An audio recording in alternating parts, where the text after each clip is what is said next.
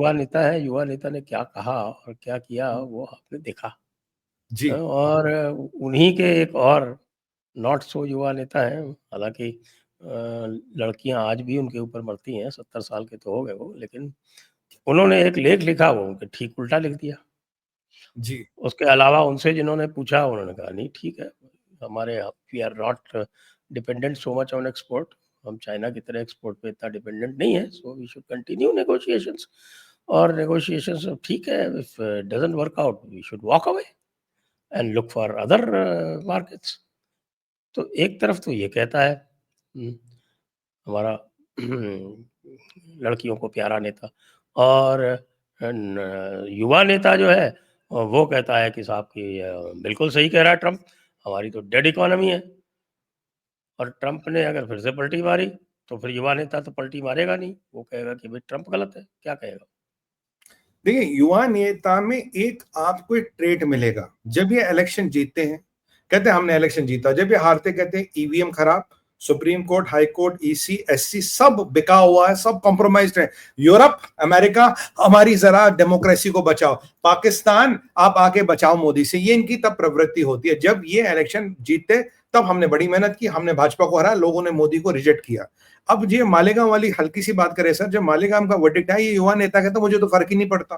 भैया तुम्हारी फजियत हो गई है, तुम्हारी इज्जत नीलाम हो गई और तुम्हें फर्क नहीं पड़ता।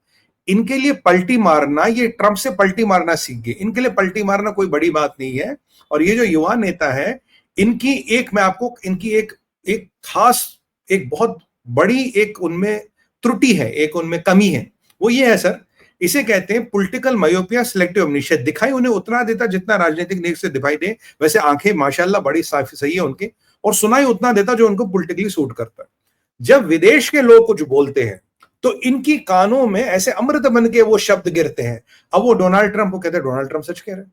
अब वो हिडनबर्ग वाला एम्बुलेंस ड्राइवर हो तब भी इनकी कहते हैं देखो भाई हिडनबर्ग सच कह रहा। अगर यही अब डसॉल्ट एविएशन का चीफ कहता कोई राफेल नहीं गिरा, वो इनकी कानों में वो उनको सुनाई नहीं देता।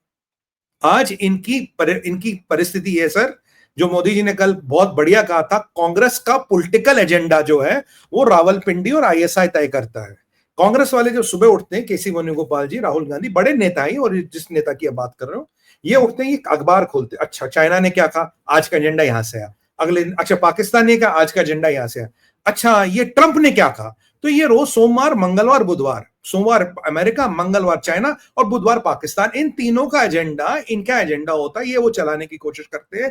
इनकी मानसिक दुर्बलता इतनी अब खराब हो गई है, इनकी मैं कह रहा हूं पॉलिटिकल इक्विपमेंट इतना मर चुका है, इनको अपने पॉलिटिकल एजेंडा भी हमारे शत्रु देशों से और ये जो ट्रंप जैसे सरफेरे नेता है, इनकी विम्स एंड फैंसीज को अपना पॉलिटिकल एजेंडा बनाते। पर ये लोग एक बात भूल जाते हैं, भैया ना इलेक्शन पाकिस्तान में लड़ना है, ना चाइना में लड़ना, ना अमेरिका में लड़ना है, इलेक्शन तो यही लड़ना ना भैया। लास्ट टाइम तो इंडिया अलायंस वाला झांसा चल गया था, लोगों की 50 सीटें खा के 99 पे पहुंच गए, और अगर जो अब की बार तुम्हारी जो हालत है, तुम 50 पे भी नहीं आओगे, मैं तो ये गारंटी लिख के दे रहा हूं।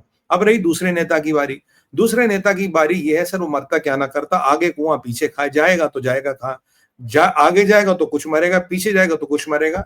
और उसने अपने आप को, जो बुद्धिजीविता होती है ना, इंटेलेक्चुअलिटी, वो कहते हैं इंटेलेक्चुअलिटी का मैं विश्वकर्मा हूं, जितनी इंटेलेक्चुअलिटी है सब मेरे पास है, जितनी भाषा सब मेरे पास है, मैंने जो कहा that is the words of the Bible, वो बदल नहीं सकते, वो नॉन नेगोशिएबल। हम तुम्हें बताएंगे विदेश नीति कैसे चलाते हैं। जयशंकर साहब तुम हमसे सीखो विदेश नीति क्या आती है, ये मोदी जी हमसे सीखो, क्यों, हमें अच्छी इंग्लिश बोलनी आती है, और हमारे जो इंग्लिश के कुछ शब्द हैं वो शायद कुछ इस लेवल के हैं, बिकॉज इंग्लिश का लेवल उनका अच्छा है, वो ऐसा मानते हैं, इसीलिए उनकी इंटेलेक्चुअल लेवल अच्छा है। ये एक मानसिक गुलामी का संकेत है, ये एक मानसिक दुर्बलता का संकेत है। मैं मानता हूं भारत को ए हो, बी हो, सी हो, किसी से कुछ लेने की आवश्यकता नहीं। मैं 2-3 चीजें बताऊंगा संजय सर जो बड़ी इंपॉर्टेंट है।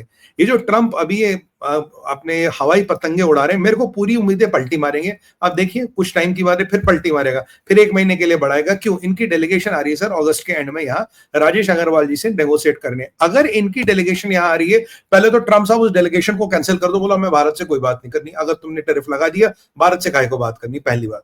दूसरी बात, ट्रंप साहब आपको मैं याद दिला दूं विनम्रता के साथ, क्योंकि हम सबका आदर सम्मान करते हैं, आपके यहां 30% अमेरिकन आज जो दवाई खाता है वो भारत से जाती है।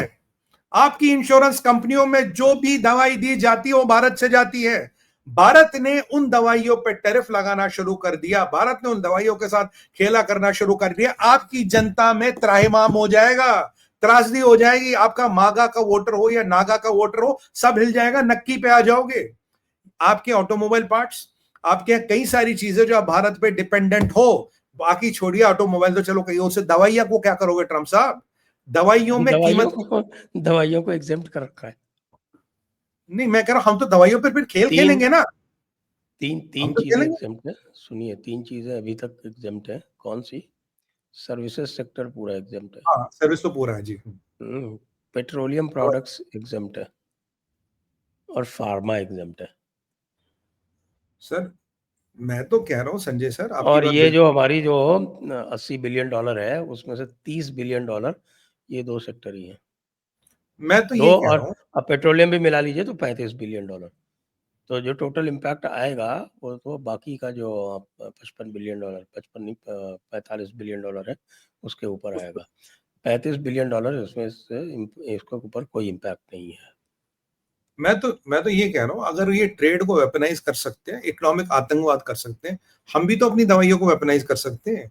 मतलब ऐसा थोड़ी कि तुम करोगे हम कुछ नहीं करेंगे, हम भी अगर हमें करने को आएगा हम भी तो कर सकते हैं, हमारे पास भी तो विकल्प खुले हैं। चाइना ने किया ना अपना रेयर अर्थ से। हाँ, हम भी तो कर सकते हैं, क्यों नहीं कर सकते? अगर चाइना कर सकता हम भी कर सकते हैं।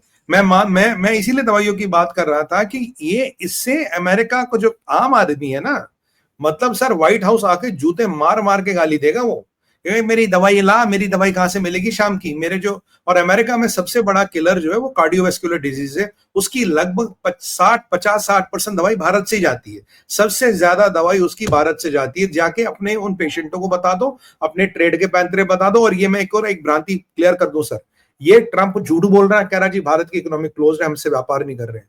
सर यहाँ 5,000 एमएनसीज है, 1,500 से ज्यादा एमएनसीज अमेरिका की पिछले कई दशकों से है।